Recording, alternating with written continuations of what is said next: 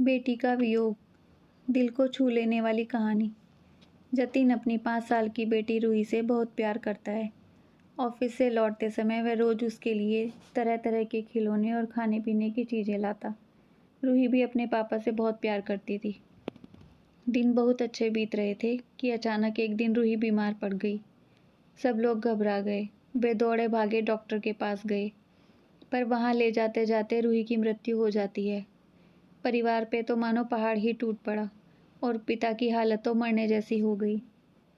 रूही के जाने के हफ्तों बाद भी उसके पापा न किसी से बोलते न बात करते, बस हमेशा रोते ही रहते।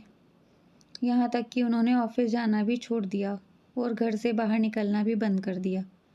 आस पड़ोस के लोगों और रिश्तेदारों ने उन्हें समझाने की बहुत कोशिश की, पर वे किसी की नहीं सुनते थे। उनके मुंह से बस एक ही शब्द निकलता, रूही मेरी बेटी। एक दिन ऐसे ही रूही के बारे में सोचते सोचते उनकी आंख लग गई और उन्हें एक सपना आया। उन्होंने देखा कि स्वर्ग में हजारों बच्चियां परी बनकर घूम रही हैं, सफ़ेद कपड़े पहने हुई हैं और हाथ में मोमबत्ती लेकर चल रही हैं। तभी उसे रूही भी दिखाई देती है। उसे देखते ही जतिन ने कहा, रूही मेरी प्यारी बेटी, सभी परियों की मोमबत्तियां जल रही हैं, पर तुम्हारी बुझी क्यों है? तुम इसे जला क्यों नहीं लेती हो? रूही बोली, पापा मैं तो बार बार मोमबत्ती जला लेती हूँ, पर आप इतना रोते रहते हो कि आपके आंसुओं से मेरी मोमबत्ती बुझ जाती है। ये सुनते ही जतिन की नींद टूट जाती है। उसे अपनी गलती का एहसास होने लगता है। वो समझ जाता है कि उसके इस तरह दुखी रहने से उसकी बेटी भी खुश नहीं रहती और वह फिर से सामान्य जीवन की तरफ आगे बढ़ने लगता है। ये सच है कि किसी भी करीबी के जाने का गम शब्दों में बयान नहीं किया जा सकता, पर कहीं ना कहीं हमें अपने आप को मजबूत करके रखना पड़ता है और अपनी जिम्मेदारियों को निभाना पड़ता है। और शायद ऐसा करना ही मरने वाले की आत्मा को शांति प्रदान करता है। इसमें कोई शक नहीं कि जो हमसे प्यार करते हैं वे हमें खुश ही हमेशा देखना चाहते हैं, अपने जाने के बाद भी।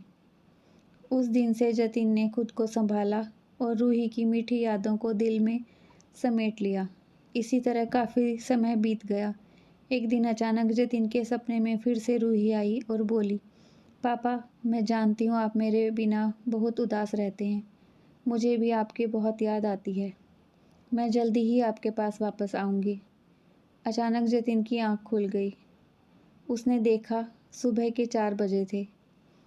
उसी दिन शाम को जब वो ऑफिस से लौटा तो उसे पता चला कि वो फिर से पिता बनने वाला है। जतिन की खुशी का ठिकाना न रहा।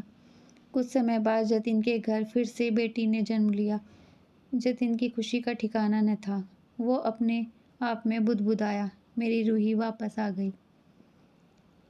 कहानी अच्छी लगी है तो प्लीज़ लाइक कीजिए और इस कहानी को ज़्यादा से ज़्यादा शेयर कीजिए।